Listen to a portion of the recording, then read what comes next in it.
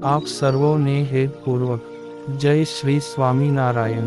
આજની સત્સંગ કથા વાર્તા નિજ મંદિર સાવરકુંડલા પવિત્ર ચાતુર્માસ વિશેષ।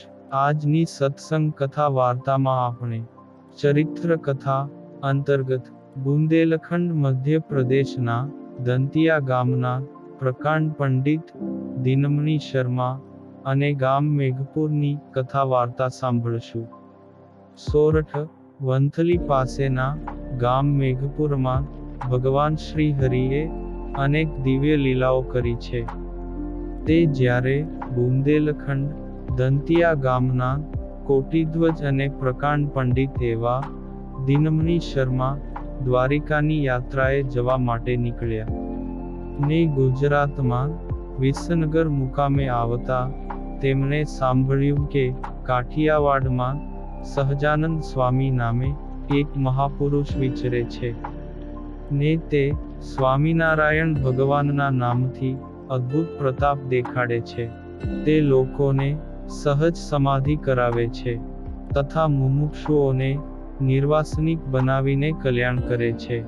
આવું સાંભળતા દિનમણી શર્માના અંતરમાં શાંતિ થવા લાગી ને તેમને ભગવાન સ્વામિનારાયણના દર્શન કરવાની ઉત્કંઠા જાગી। આથી તેઓ કાઠિયાવાડ તરફ ચાલી નીકળ્યા। કાઠિયાવાડમાં આવતા સમાચાર મળ્યા કે ભગવાન સ્વામિનારાયણ સોરઠના ફરેણી ગામે છે। એટલે દિનમણી શર્મા ત્યાં ગયા અને ત્યારે તેને પ્રભુતાનંદ સ્વામીનો યોગ થયો ને તેમના મુખેથી શ્રી હરિના મહિમાની વાતો સાંભળીને દિનમણી શર્માને નિશ્ચય થયો કે આ સાચા સંત છે અને એમના ગુરુ સ્વામિનારાયણ પણ મહાન પુરુષ હોવા જોઈએ।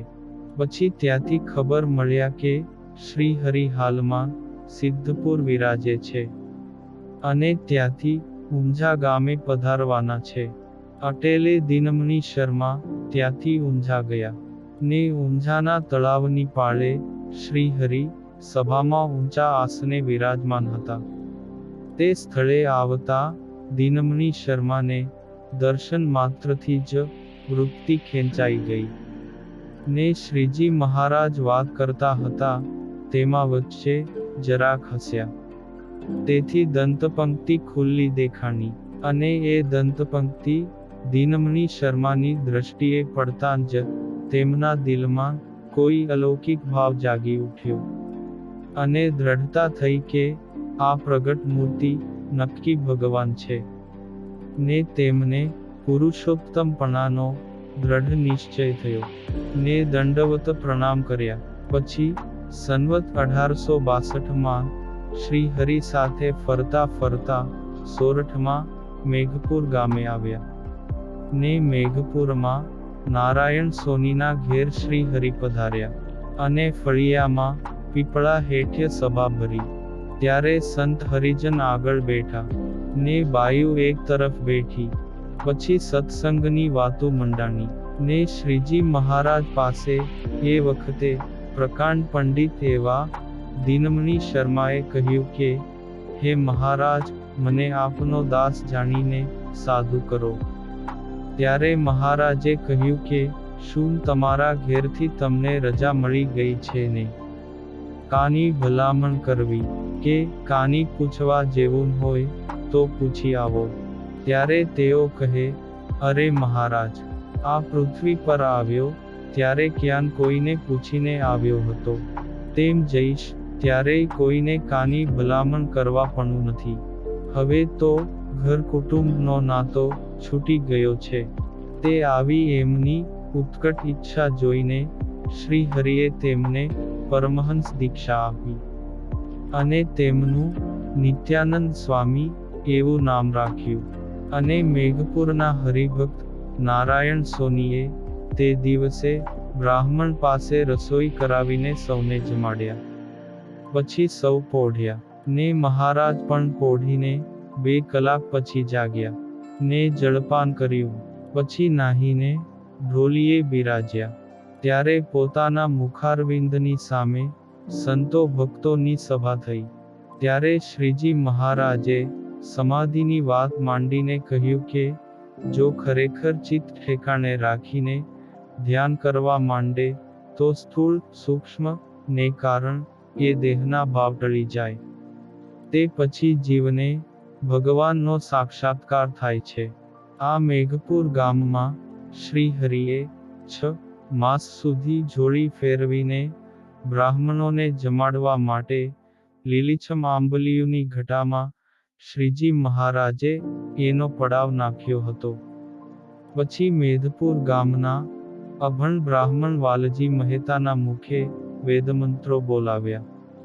તેમજ કરશન નામના 5 વર્ષના બ્રાહ્મણ બાળકના મુખે કુરાન બોલાવીને કલમા પઢાવ્યા હતા. આ બધું સાંભળીને સહુ કોઈ દંગ થઈ ગયા હતા. આ જ ગામના પરમાનંદ તેમજ કાનજી નામના 2 બ્રાહ્મણ બટુકોને જનોઈ આપી હતી. વળી પીપળે હિંડોળો બંધાવીને શ્રીજી મહારાજ હિંડોળે ઝૂલીને સૌને દિવ્ય દર્શન આપતા હતા. આજે ત્યાં છત્રી છે. વળી મેઘપુરમાં સમાધિ પ્રકરણ પણ ચલાવ્યું હતું. મેઘપુરની પૂર્વ દિશાએ પાદરમાં જ હરિભક્ત મૂળજીએ અસુરો સામેના ધીંગાણામાં સત્સંગનો પક્ષ રાખવા માટે પ્રાણ પાથર્યા હતા. એ સ્થળે પણ આજે ઓટો મોજૂદ છે. તે ગામમાં લાડકી બાઈ ભાટ હતા, જેનું શ્રીજી મહારાજની પ્રસાદીનું ઘર પણ હયાત છે. આ લાડકી બાઈને તેમના સંબંધીઓએ 1861માં પરાણે પરણાવ્યા હતા. એમનો વૈરાગ્ય એવો હતો કે પોતાના પરણ્યા ધણીનો ત્યાગ કરીને એમણે જીવનભર બ્રહ્મચર્ય પાળીને અખંડ શ્રી હરિનું ધ્યાન ભજન કર્યું હતું. એક બીજા લાડકી બાઈ નારણજીના માતા હતા. વળી બેઉ સ્ત્રી ભક્તો સમાધિ નિષ્ઠ હતા.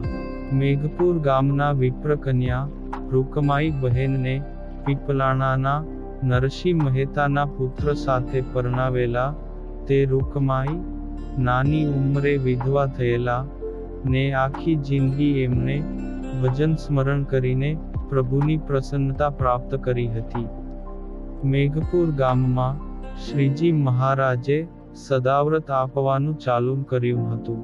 ત્યારે અનાડીઓ આવીને સીધાની સામગ્રીઓ લૂંટી જતા, સંતોને માર પણ મારતા ને સદાવ્રતો તોડી નાખતા હતા. પછી શ્રી હરિજીએ તે સદાવ્રત બંધ કર્યા હતા. ગામથી આથમની દિશામાં ગંગાજળીયો કૂવો છે, જેમાં મહારાજે સંતો સાથે વડલાની ડાળ પરથી ધુબાકા મારીને ખૂબ જ સ્નાન કર્યું છે. તો હે વહાલા ભક્તો, આવું મેઘપુર ગામ શ્રી હરિના ચરણ કમળ અંકિત પ્રસાદીનું ગામ છે. આ પાવન પ્રસંગ આજે સત્સંગ સાગરના મોતીમાંથી સાંભળ્યો. અને હવે પછીની કથા વાર્તા આપણે આગળના ભાગમાં સાંભળશું. અત્યારે આપ સર્વોને ભાવથી જય શ્રી સ્વામિનારાયણ.